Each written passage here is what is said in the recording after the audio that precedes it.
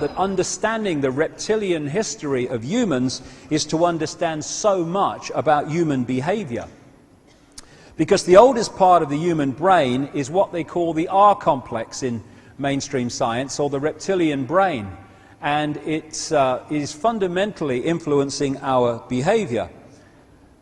This is mainstream science, from the reptilian brain, the R complex, we get cold-blooded behavior, no empathy with the consequences for others of our actions, territoriality, control, wanting to own and control everything, desire to control, an obsession with hierarchical structures of power, top-down control by the few, aggression, might is right, winner takes all. These things all come from the reptilian brain. And I have just described perfectly the behavior of these hybrid bloodlines that we call the Illuminati. That's why they can kill and pepper bomb whole cities of civilians, because they have no empathy with the victims and the consequences for them of their actions. You take empathy out, anything goes. The other thing with the reptilian brain, this is really important in terms of understanding how they control us, is this is where, in the R complex, we get our survival instincts from. Fight or flight. And it's great that we have these survival programs, because otherwise we wouldn't last long. It's keeping us alive in this reality constantly, the survival mechanisms. But if you get caught in survival as a state of being rather than a response to a danger, then you are locking yourself into the reptilian brain, which is the genetics and the vibrational structure that these guys completely understand for obvious reasons. And if you look at society, from cradle to grave, we are constantly being given reasons to fear not surviving. Oh, the credit crunch. Oh, the rising food prices. Oh, the war in Iraq. Oh, would Iran do a nuclear bomb? Oh, this stuff. Oh, what about the kids? Oh, my God. And all those feelings of fear, i.e. survival reactions, lock us into the reptilian brain, which is what they want us to do, because then basically we become to an extent a hive brain with them. This is another important area to understand many things that I'm going to come through here. They're energy vampires. They vampire human energy of a certain kind, and therefore we are manipulated to produce that energy, which they then absorb. It's their power source. It's their source of energetic power.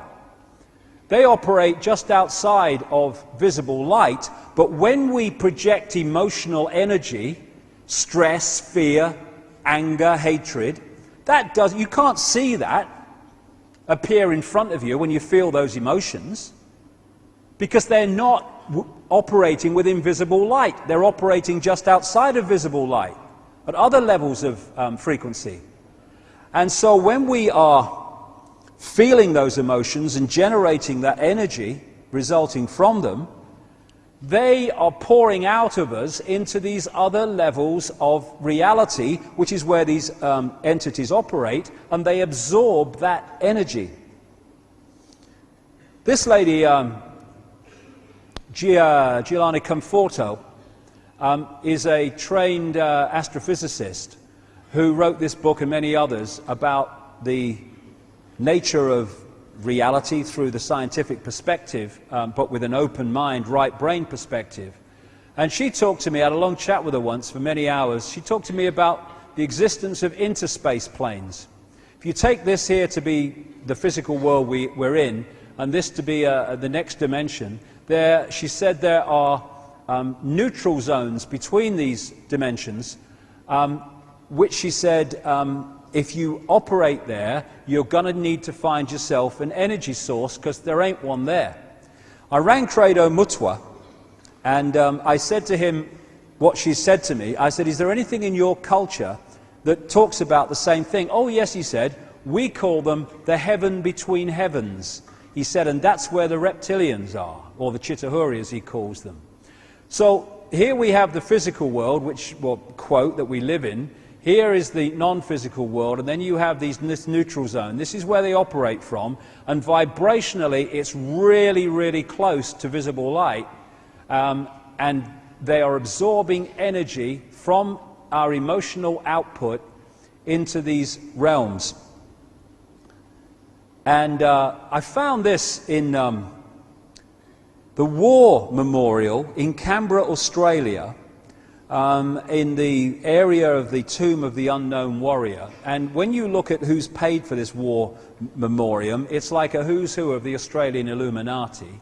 And they have these very strange pictures around the thing of soldiers with this energy coming out of them, and just above it are these reptilian entities almost guarding this. And in many ways that's so symbolic of what we're looking at, feeding off that energy. This is another Neil Haig picture of going across these interspace planes and becoming connected without that interference coming from this level. So what we're looking at, it seems, is these entities operate in these interspace planes. They possess the bloodlines within five-sense reality. We are manipulated into the positions of power, and they sit atop these various pyramids with the people. So these guys start wars and stuff like that, which the rest of us fight. We're stupid enough to. And although there appears to be fighting at this level between countries and leaders, really they all answer to the same crew. They're all controlled by the same crew. This is the movie playing out of different people, and they do fight among each other. They bloody do. Anyone who's obsessed with power like that wants power over their associates, but they're connected and operating to the same basic agenda. And if they do get out of hand, well, someone much more powerful knocks their heads together. So like I say, these entities, they can't absorb any energy. They have to absorb energy that is within the frequency range that they're operating on.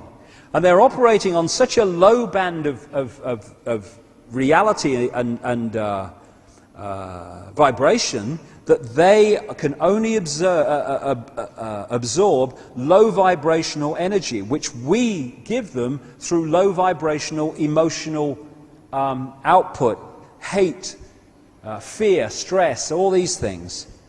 And there's a guy in Japan, Mr. Emoto, I spent a long weekend with last year, talked to him about all this stuff, and saw him again recently. He's the man that developed this process of freezing water and then photographing the water crystals, which appear for a short time. And so by making different words and vibrational frequencies, by connecting it to the water, like putting words of hate or love on the side of the tank, then freezing it and then photographing it, he's been able to see the different effects of these different emotions upon reality. And this is a water crystal that was from a tank that had the words of love and appreciation on it. This is one that had the words hate all over it. It's a very different energetic structure, and it's this one that these entities want to absorb, therefore what they want us to produce. This again is the love and appreciation. This is a water crystal that had where the tank of water or the receptacle of water had a mobile phone tied to it. So what they want to do, and what they've been doing for centuries, is turning humanity into a war on itself to produce the stress, the hatred, the anger, all these emotions, which then feed into this interspace plane. And of course a war, like the two wars of the 20th century, my God, the energy of that kind that was produced then. I also almost fell off my seat when I watched this Disney movie called Monsters, Inc. Disney being one of these Illuminati corporations, as so many of the others are, most of them are anyway, perhaps all, could be, probably is. And